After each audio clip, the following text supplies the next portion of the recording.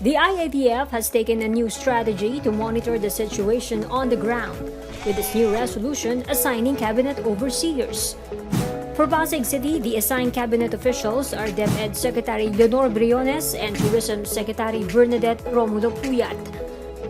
Pasig City Mayor Vico Sotto met with them online.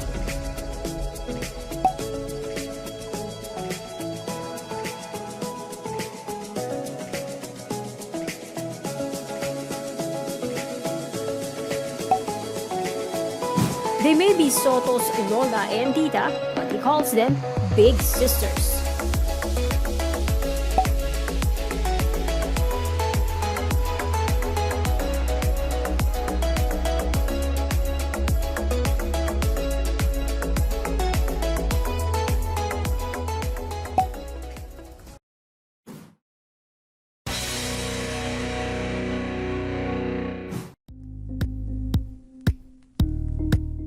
Thank you for watching Politiko TV. Please like and subscribe to our channel for more videos.